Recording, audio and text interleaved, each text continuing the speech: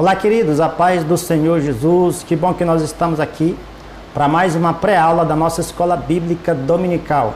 Que bom que Cristo, nosso Senhor e Salvador, tem nos concedido mais esta oportunidade para estarmos aqui passando para você, querido aluno, professor, superintendentes, todos aqueles que amam estudar a Palavra de Deus, mais alguns comentários. Eu sou o professor Márcio, membro da Assembleia de Deus Ministério e Missão em Parauapebas, no Pará. E nós publicamos aqui neste canal uma série de estudos bíblicos para a edificação do povo de Deus. Portanto, já convido a você que não é inscrito, se inscreva, curta, compartilhe, que eu tenho certeza que este canal será um canal de bênção para você. Nesta oportunidade aqui nós estudaremos a primeira lição do primeiro trimestre de 2021 da classe de adultos, a qual tem como tema geral o verdadeiro pentecostalismo, a atualidade da doutrina bíblica sobre a atuação do Espírito Santo. Nós veremos neste trimestre 13 lições, como de costumes, e todas essas lições estarão linkadas, direcionadas especificamente falando sobre o Espírito Santo. O Espírito Santo, meus queridos irmãos, no meio pentecostal, é aquele que se manifesta de maneira poderosa, é aquele que nos capacita, é aquele que nos direciona, é aquele que nos dá um norte com relação às coisas de Deus. Sem o Espírito Santo em nossas vidas, nós não conseguiríamos fazer nada, e nós iremos tratar simplesmente disso. O verdadeiro pentecostalismo, a qual o Espírito Santo ele tem a primazia, o primeiro lugar para poder agir de maneira poderosa. O sumário dessa lição, nós vamos ver aqui, a primeira lição que nós estudaremos hoje é a pessoa do Espírito Santo. A segunda lição do próximo domingo será a atuação do Espírito Santo no plano da redenção. A lição número 3 será o batismo do Espírito Santo. Lição número 4, a atualidade dos dons espirituais. Será que são dos dias atuais? Lição número 5, o fruto do Espírito, o eu crucificado. Lição número 6, santificação, comprometidos com a ética do Espírito. Lição número 7, cultuando a Deus com a liberdade e reverência. Lição número 8, comprometidos com a palavra de Deus. Lição número 9, vivendo o fervor espiritual. Lição número 10, o Senhor Jesus cura hoje. Lição número 11, compromissados com a evangelização. Lição número 12, a urgência do discipulado. E por fim, lição número 13, voltados os olhos para a bendita esperança. Então nós estudaremos essas 13 videoaulas, essas 13 lições, todas elas linkadas com o Espírito Santo. O Espírito Santo é o que nos move, é o que nos conduz, é o que nos capacita. Então nós entenderemos melhor sobre a pessoa do Espírito Santo, que é a lição número 1. O textuário dessa lição está em Efésios capítulo 4, versículos 30, que diz: E não entristeçais o Espírito Santo de Deus, no qual estáis selado para o dia da redenção. A verdade prática, somente a Bíblia revela a verdadeira identidade e as obras do Espírito Santo. Um tema que nós, pentecostais, vivenciamos muito. A leitura bíblica em classe está em João capítulo 14, versículos 16 e 18, o versículo 26 e João capítulo 16, versículo 14. Os objetivos específicos dessa lição é apresentar a revelação do Espírito Santo nas Escrituras, relacionar a pessoa do Espírito Santo com a de Jesus e, por fim, afirmar que o Espírito Santo age no mundo e no ser humano. Nós veremos nessa lição vários textos bíblicos que está incluído nesta lição, e também veremos aqui alguns outros textos bíblicos que não estão aqui, para poder aumentar, como os irmãos terem como subsídio, os irmãos terem como conteúdo a mais, para poder aplicar aí na Escola Bíblica Dominical. O comentarista dessa lição é o pastor Ezequiel Soares. Ele é o líder da Assembleia de Deus em Jundiaí, presidente do Conselho Doutrinário da CGADB, presidente da Comissão Apologética também da CGADB, é graduado em hebraico pela Universidade de São Paulo, mestre em Ciências da Religião pela Universidade de Mackenzie e também autor de diversos livros, todos esses publicados pela CPAD. O primeiro ponto dessa lição vai tratar o seguinte: a revelação do Espírito Santo nas Escrituras. Meus queridos, as Escrituras Sagradas, ela é clara em dizer que o Espírito Santo, ela tem atributos exclusivos de Deus, atributos exclusivos da essência de Deus. E ela deixa claro isso, como por exemplo, o primeiro atributo é a sua divindade. O subtópico primeiro é a divindade, divindade que o Espírito Santo tem. O segundo atributo é a sua personalidade. Ele é uma pessoa, assim como Deus Pai, também o Espírito Santo, ele é uma pessoa, e por ele ser uma pessoa, ele também tem personalidade. O terceiro subtópico, ele tem atributos divinos que são incomunicáveis. Nós veremos melhor sobre esses 3 pontos a partir de agora. O primeiro ponto, subtópico, vai dizer o seguinte: a deidade absoluta do Espírito Santo é revelada nas Escrituras, e essa é a crença da igreja ao longo dos séculos. Ou seja, a deidade quer dizer que ele, o Espírito Santo, ele é Deus. Ele tem os mesmos atributos de Deus: a onisciência, a onipotência e a onipresença. O próprio Senhor Jesus, ele comprovou a deidade absoluta do Espírito Santo quando ele falou com seus discípulos em Mateus capítulo 28, 19, dizendo o seguinte, que os discípulos poderiam ir ao todo mundo, fazer discípulos em todas as nações, batizando em nome do Pai, em nome do Filho e em nome do Espírito Santo. Ou seja, o próprio Senhor Jesus, ele coloca o Espírito Santo dentro da categoria de divindade, de como ele era, de como Jesus Cristo era e de como o Pai era. O Senhor Jesus, nós partimos desse pressuposto, das Sagradas Escrituras, pegando aqui as palavras de Jesus Cristo, que é o nosso Salvador, que é o nosso Deus Salvador, e ele então faz esta declaração em Mateus 28, 19, falando que os discípulos deveriam então batizar e incluir então o Espírito Santo como forma batismal, daquelas pessoas que aceitariam a Jesus como seu Salvador. Não somente na fórmula trinitária, pois a Bíblia revela com clareza a divindade também do Espírito Santo no Antigo Testamento, como por exemplo, 2 Samuel, capítulo 23, versículo 2 e 3, e no Novo Testamento, 2 Coríntios, capítulo 3, versículo 17 e 18, e mais. Também ele fala o seguinte, que em 1 Coríntios, capítulo 3, versículo 16, que nós somos templos do Espírito Santo. É o que ele diz: não sabeis vós que sois templos de Deus e que o Espírito Santo de Deus habita em vós.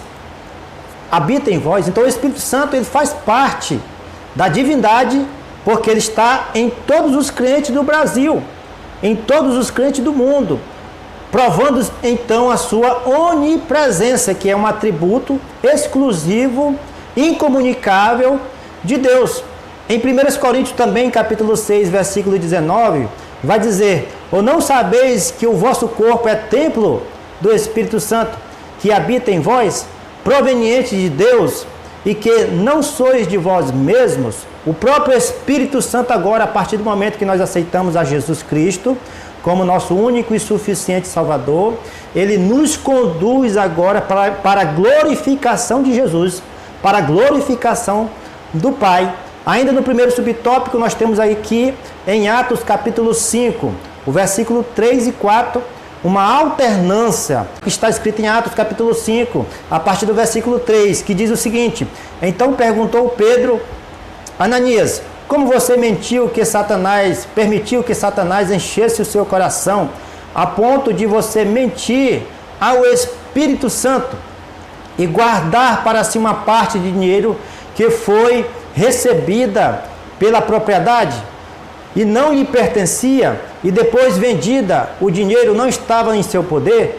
O que levou a pensar em fazer tal coisa? Aqui, o apóstolo Pedro, confrontando Ananias a respeito de uma herdade da sua casa, da sua propriedade que ele vendeu, que na época era para direcionar esta herdade para este dinheiro para compartilhar com os pobres. Isto era feito nesta época. Então ele fala o seguinte, o apóstolo Pedro: você não mentiu aos homens, mas sim a Deus. No primeiro momento ele fala Espírito Santo e depois fala Deus. O próprio apóstolo comprovando aí em Atos capítulo 5, do versículo 3 e 4, que o Espírito Santo, ele está integrado, ele está junto, colocado na mesma deidade que do nosso Pai, do nosso Senhor e Salvador Jesus Cristo, e também ele possui, por causa disso, ele possui os seus atributos, a sua atividade. Segundo subtópico, a personalidade, né, do Espírito Santo. O Espírito Santo, ele é uma pessoa, e como uma pessoa, ele tem intelecto, ele age, ele tem emoções, ele tem vontade própria, como os demais. O Pai tem a sua vontade, né? Tem personalidade, o Espírito Santo tem personalidade e Jesus Cristo também tem personalidade. Porém, como eles são uno, eles pensam da mesma maneira, a sua força, o seu poder, né? Os seus atributos também são o mesmo. É o que diz aqui, 1 Coríntios 2:10. Ele também tem emoções e sensibilidade, pois ama e pode se entristecer, conforme Romanos capítulo 15, versículo 30 e Efésios capítulo 4, versículo 30. Ele é evolutivo e isto tem vontade própria. Ele não permitiu que Paulo, com sua comitiva, se dirigisse a Betínia, conforme Atos capítulo 16 e versículo 7. Ele tem vontade, ele direciona e ele capacita. Isso foi o que aconteceu com o apóstolo Paulo em muitas vezes. Uma certa vez também Paulo estava passando pela uma região ali próxima à Macedônia, e o Espírito Santo falou com ele, né, neste momento, dizendo para que ele pudesse passar a Macedônia e ajudar os irmãos que estavam precisando. Então o Espírito Santo, em primeiro momento, ele tem divindade, ele é divino, conforme nós vimos aqui os textos sagrados, né? Ele também é uma pessoa que tem personalidade, é uma pessoa, e aqui eu quero trazer aqui uma advertência para os irmãos, que uma pessoa não é simplesmente aquele que tem carne e osso, mas é aquele que tem personalidade, como o nosso Espírito Santo. Ele se entristece com as coisas, ele se anima com as coisas, e porém nós não vemos ele, nós não vemos o Espírito Santo, mas nós sentimos e sabemos então que através desta característica de ser pessoa, ele também tem suas maneiras de pensar, tem a sua emoção, tem a sua vontade, tem a sua inteligência racional, né? Ele age conforme para glorificar a Deus e o Filho. Os três agem em conformidade para a glorificação do Deus Trino, né? Uno e Trino, que fazem parte da Santíssima Trindade. E quais são os atributos divinos que o Espírito Santo tem? Né? O terceiro subtópico. Ele tem também os atributos que o teu Pai tem, que é a onisciência, a onipresença, e também ele é o Todo-Poderoso. Ele tem a onipotência, né, que são atributos incomunicáveis, que fazem parte da essência de Deus.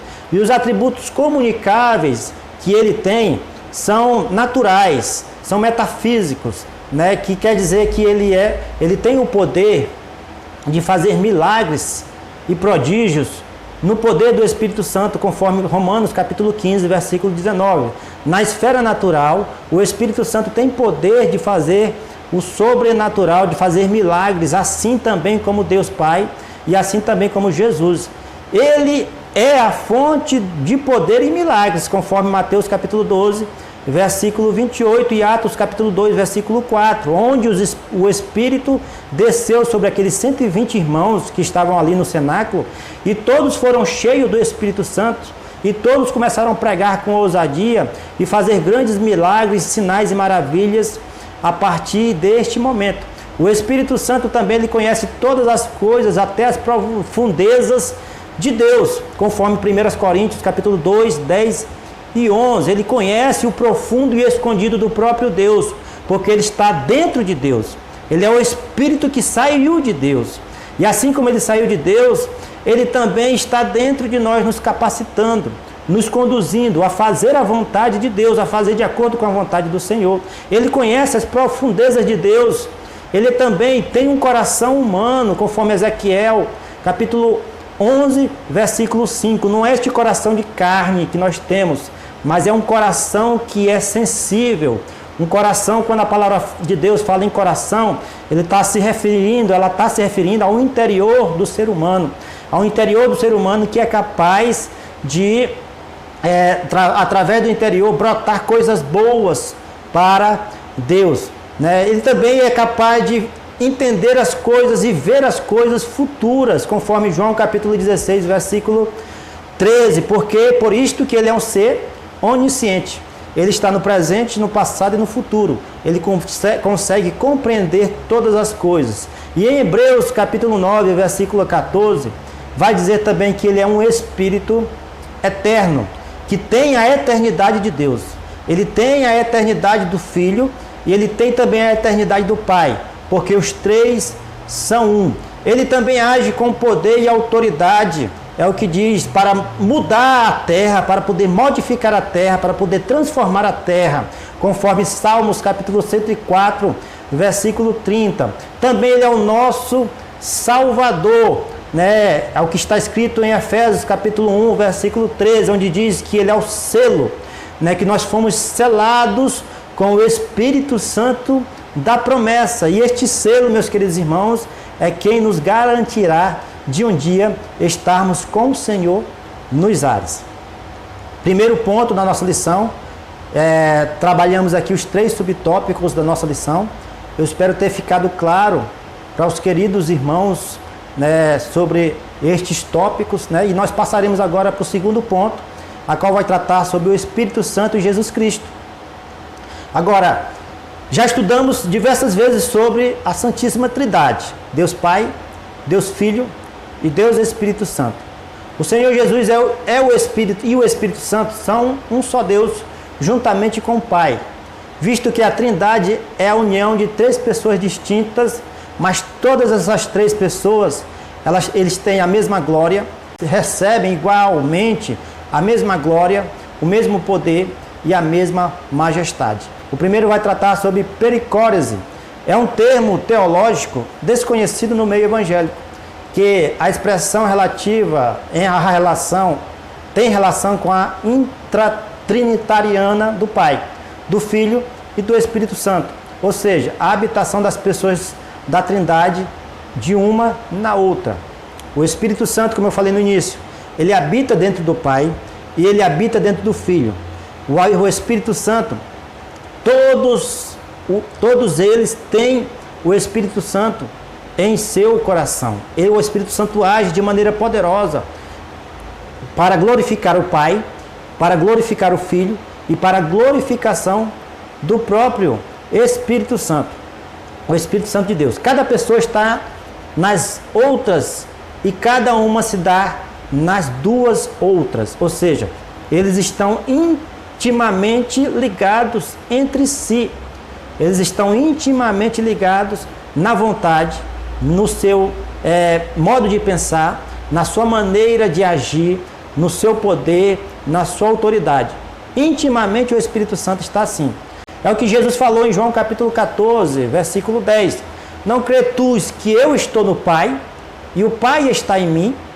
Para os judeus que ouviram isto na época, eles falaram que Jesus estava blasfemando contra o Senhor. Mas hoje nós entendemos que os 3 fazem parte da Santíssima Trindade através da união, através da revelação bíblica que nos deixa isto muito claro. O segundo ponto vai dizer o seguinte: ele me glorificará, conforme capítulo 16, versículo 14 de João. O próprio Espírito Santo, ele desceu à terra, o Consolador desceu à terra, para que o nome do Senhor Jesus fosse glorificado. E o nome do Senhor Jesus sendo glorificado, também o Pai será glorificado. Ou seja, um glorifica o outro e o outro glorifica o outro, né? A união, o pensamento e a exaltação deve ser coletiva. É o que diz aqui em 1 João capítulo 16, versículo 14. Ele me glorificará, porque há de receber o que é meu. Jesus falando. Então, ele glorifica a Deus, Jesus glorifica a Deus, Deus glorifica o Filho e o Espírito Santo glorifica também o Filho e a Deus. De uma maneira mais didática, para os irmãos entenderem aqui, O Pai planeja, o Filho executou a obra da redenção e o Espírito Santo está atuando, convencendo o homem da justiça, do pecado e do juízo. Subtópico 3, o efeito prático da pericorese. A verdade é que quando expressamos num culto glória a Deus, o Filho e o Espírito são glorificados no seu louvor, conforme Filipenses capítulo 3, versículo 3, que vai dizer o seguinte: porque a circuncisão somos nós que servimos a Deus em espírito e nos gloriamos em Jesus Cristo e não confiamos na carne. Nos gloriamos em Jesus. Jesus é glorificado na vida do ser humano, na vida do testemunho de um crente que serve a Deus de maneira fiel. E Jesus, sendo glorificado, também é glorificado a Deus. Jesus sendo o efeito, sendo reconhecido pela sociedade, quando nós damos glória a Deus, e sendo reconhecido pela sociedade como Salvador da humanidade, Deus Pai também é glorificado. Deus Pai é glorificado nos céus e na terra. Deus Pai, Ele é honrado pelos homens e mais pessoas conseguem, então, através do nome santo de Jesus, se aproximar de Deus, porque Jesus veio para isso, para salvar aqueles que haviam se perdido. Jesus veio para os pecadores, para que eles reconhecessem Jesus como Filho de Deus, e então a justiça de Deus, através do Filho, ser imputado no pecador, e esse pecador então ser tido como justo diante do Senhor, justo diante de Deus. Aqui, o quarto subtópico da nossa lição vai dizer o seguinte: consubstancial com o Filho. A mesma matéria que o Filho tem, o Espírito Santo tem e também Deus tem. Consubstancial com o Filho é o que diz aqui no verso 26. Mas aquele da nossa leitura bíblica em classe, mas aquele Consolador, o Espírito Santo, que o Pai enviará em meu nome. O Pai envia o Espírito Santo no nome de Jesus. O Espírito Santo, ele atua de maneira poderosa para a glorificação do nome de Deus e do nome de Jesus Cristo. O Filho é consubstancial com o Pai, conforme João capítulo 10, versículo 30, onde Jesus Cristo fala que Ele, e o Pai são um. Ele e o Pai somos um. Ele citou esta referência e ele fala que Ele, Jesus, e o Pai são da mesma substância. Os dois são da mesma substância e os dois merecem louvor, merecem glória, merecem toda a honra, merecem toda a gratidão, merecem toda a nossa devoção a eles, porque eles sim são da mesma substância. Da mesma forma que o Espírito também é substancial com o Filho, conforme Romanos capítulo 8, versículo 9. Jesus disse que o Pai vos dará outro Consolador, a qual ensinaria tudo, que viria a falar, que nós estaríamos falando, faria nos lembrar de tudo que o Filho falou. No momento em que nós estamos pregando e anunciando, falando das grandezas do Senhor Jesus, o Espírito Santo que está no nosso ser, ele nos ensina a lembrar da palavra de Deus e a lembrar das palavras de Jesus, para que a palavra de Deus possa ser entendida pelos que estão ouvindo. Subtópico, melhor dizendo, ponto número 3. O Espírito Santo age no mundo e no ser humano. No mundo, subtópico 1, o Espírito de Deus se movia sobre a face das águas, conforme Gênesis capítulo 1, versículo 2. No início da criação, o Espírito Santo participou ativamente da criação, quando ele se movia na face das águas. E o Espírito Santo, ele foi participante para criar o mundo, para que o nome de Deus fosse glorificado através desta obra tão maravilhosa que foi a criação do mundo. Em Salmos capítulo 104, versículo 30, vai dizer o seguinte: e assim renova a face da terra. Ele, o Espírito Santo, renovou a face da terra através do poder trino, do Pai, do Filho e do Espírito Santo. Quando Deus fala assim, façamos o homem a nossa imagem e semelhança, ele está colocando de uma maneira no plural, façamos, dizendo que ele não está sozinho, mas que o Espírito Santo, o próprio Espírito Santo e o próprio Jesus Cristo eterno, antes de ter concebido e nascido de Maria, estava também atuando de maneira poderosa na criação de todas as coisas. Segundo ponto, subtópico 2, no plano divino da salvação. Foi o Espírito Santo que conduziu a história da redenção humana por meio da nação escolhida de Israel, conforme 1 Pedro, capítulo 1, versículo 10 e 12. E também inspirou os profetas, conforme 2 Pedro, capítulo 1, versículo 19 e 21, a qual diz: na verdade, em outro tempo foi conhecido, ainda antes da fundação do mundo, mas manifestado nesses últimos tempos por amor de vós. E por eles credes em Deus, que o ressuscitou dentre os mortos e lhe deu glória, para que a vossa fé e esperança estivesse em Deus, conforme 1 Pedro, capítulo 1, 20 e 21. O próprio plano do Senhor se manifestou através da nação de Israel, para que outras pessoas pudessem ser salvas, e também pelos seus santos profetas que anunciaram as grandezas de Deus, a obra do Senhor Jesus, para todos aqueles que creem no Deus Todo-Poderoso.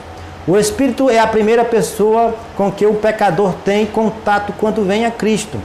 Embora tal experiência não seja reconhecida ou identificada no início, pois ele é quem nos leva a Cristo. O Espírito Santo é que tem o primeiro contato. Em Apocalipse, o apóstolo João fala várias vezes que aquele que tem ouvidos ouça o que o Espírito diz às igrejas. Então o Espírito Santo é quem convence o homem da justiça, do pecado e do juízo. É ele quem tem o primeiro contato com o pecador, para que este pecador possa reconhecer a soberania de Deus e que Jesus Cristo é o nosso Salvador da humanidade. Subtópico 3, na vida humana. O Novo Testamento registra o início da dispensação da plenitude do Espírito. E essa nova era começou com a descida do Espírito Santo no dia de Pentecoste, conforme Atos capítulo 2, do versículo 1 a 8. Este é o mover do Espírito Santo no dia do Pentecoste. Ele batiza com o Espírito Santo aproximadamente 120 pessoas que estavam ali no cenáculo. Todas essas pessoas foram cheias do Espírito Santo, começaram a falar em outras línguas. A partir disso, os homens que foram batizados com o Espírito Santo começaram a pregar com ousadia. O apóstolo Pedro pregou pela primeira vez e 3.000 almas foram salvas. Pela segunda vez ele pregou e 5.000 almas foram salvas, provando então que na vida humana o Espírito Santo está agindo de maneira poderosa, convencendo todo aquele dos seus pecados, convencendo o homem dos seus pecados. E também não somente isto, gerando também dentro do homem o fruto do Espírito, conforme Gálatas capítulo 5, versículo 22, que é mansidão, temperança, domínio próprio, amor, benignidade, longanimidade. 9 atributos desse fruto do Espírito é gerado dentro do homem para a glorificação de Deus Pai e para que outras pessoas venham ao encontro do nosso Senhor Jesus. Tá bom? Para concluir a nossa lição, meus queridos irmãos, eu vou ler aqui rapidamente a conclusão. As informações sobre o Espírito Santo são abundantes. Procuramos apresentar um estudo conciso e compreensível. Os pontos principais da doutrina pentecostal são temas das lições que se seguem. Nas próximas lições nós estudaremos melhor sobre a ação do Espírito Santo, sobre na visão da redenção humana, o Espírito Santo agindo de forma poderosa também sobre os pecadores, o Espírito Santo agindo também de forma poderosa sobre a vida de toda a humanidade, tá bom? Eu convido a vocês a continuarem conosco, estudando conosco, que eu tenho certeza que grandes coisas o Senhor tem a nos ensinar neste trimestre de 2021, tá bom? Fiquem todos na paz e até a próxima aula, se Cristo, o nosso Senhor Jesus, nos permitir.